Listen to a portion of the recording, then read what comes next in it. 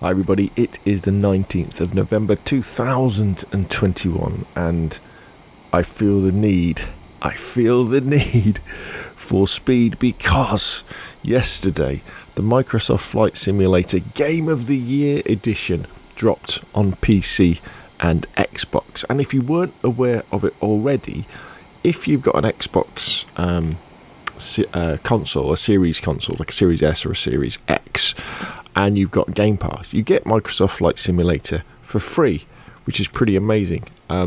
And this is a pretty big update for Flight Simulator, because what you're seeing here is the new Super Hornet, which is included for free in this Game of the Year update, along with another few planes as well. And what I'll do is I'll read through the Game of the Year patch notes that came out yesterday as well, and in the background you'll see me flying around in the Super Hornet. Now, the Super Hornet apparently was meant to come out at the same time as the new Top Gun film as well from Tom Cruise, but because that film has been delayed, and I guess they had the model ready and they wanted to release it for the Game of the Year edition, we've got it early. We've got it now, which is absolutely fantastic, because before this there weren't any military jets that you could get for free in the game. You had to play for them, and the jet models that you can get, they're not cheap. You know, I think the Tomcat, if you want to buy that, is about £30. There are some cheaper ones, but they don't always have great reviews. So the fact that we've got a really nice model that we can zoom around the skies on and in is absolutely fantastic. So let's crack on. Let's read through the patch notes. So the first thing they say is, if you're playing on PC, some packages in your community folder may not have been updated, and as a result may have an unexpected impact on the title's performance and behaviour. Please move your community packages to another folder before relaunching the title if you suffer from stability issues. Well, don't have to worry about that on Xbox, worked fine. Release notes. New aircraft. We are adding 5 brand new aircraft to Microsoft Flight Simulator. The Boeing FA-18 Super Hornet, our first military jet and a highly requested feature from the community. The Top Gun Maverick expansion will release with the movie next spring, but we wanted Simmers to have the opportunity to be able to test their need for speed this holiday. So the F-18 Super Hornet is the mainstay of the American fleet, a development of the normal Hornet, and it kind of replaced a lot of the other aircraft that the US Navy were using, things like the Tomcat and I guess the planes like the Intruder and things like that. So highly capable aircraft.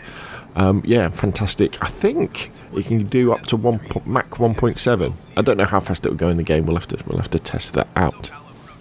We're also getting Volo City. We partnered with well-known German company Volocopter, which is working on an eVTOL called Volo City, a vision for an urban air taxi. We work closely with the Volocopter engineering team to develop an authentic version of the aircraft for the simulator. This is our first aircraft that can perform pinpoint landings and is a teaser of what you can look forward to in 2022, when we intend to launch helicopters.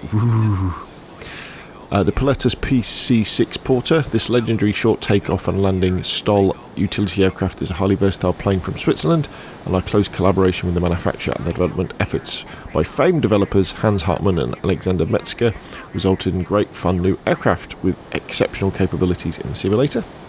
We also get the Cub Crafters NX Cub. Yakima-based Cub Crafters recently introduced a nose wheel option for their flagship CC-19X Cub aircraft. And we're getting a single seat version of the Aviat Pit Special. New airports. We are adding 8 handcrafted airports in Central Europe and the United States.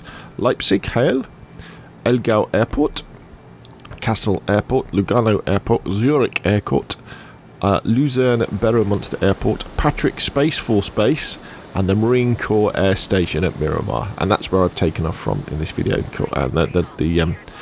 The prefix or the number for that, the letter for that is KNKX. Of course, Miramar isn't the home of Top Gun anymore. I don't think it is anyway. It's somewhere else, but obviously it was this location in the film. The Game of the Year release is adding information about 545 previously missing airports in the United States.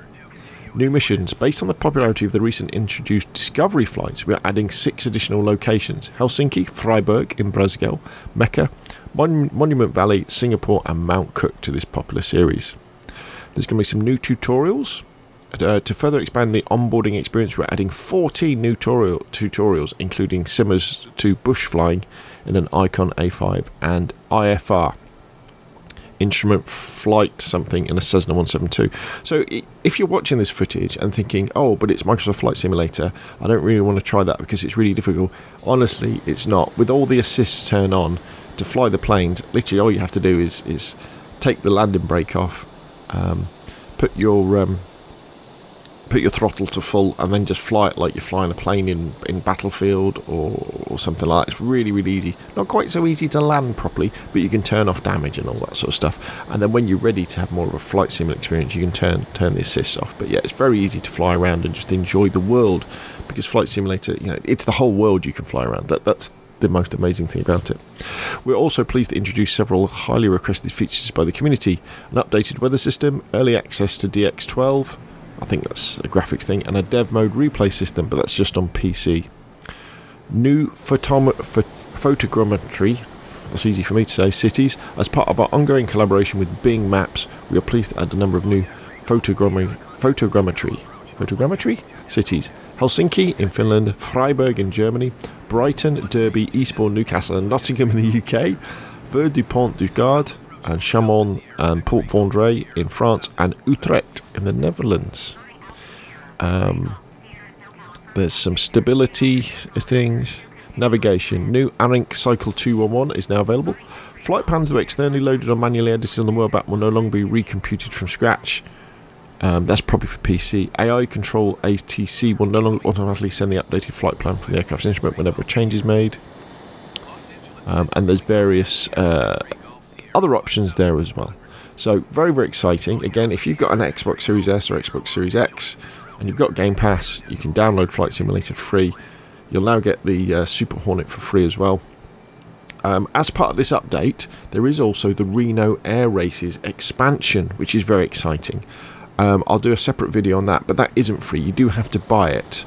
There's like a super duper version, which I think is £50, which includes all of the aircraft and all of the race classes, which seems like a lot of money, but when you go into it and you see the sheer number of aircraft that you get, including P-51 Mustangs, it does look like a bit of a bargain, to be honest, as well. But you don't have to buy the whole thing. You can buy the individual aeroplanes, and you can buy like a smaller update pack, which I think is £20, that gives you like a few of the planes and the ability to fly in a couple of classes. Anyway, let me leave you with footage of me flying around the American deserts in my new Super Hornet. Can't wait to put this thing through its paces in things like the map loop. I can't talk this morning. And it's so cool that this has come to Flight Simulator for free. There we go. Thank you very much, and I'll see you again soon.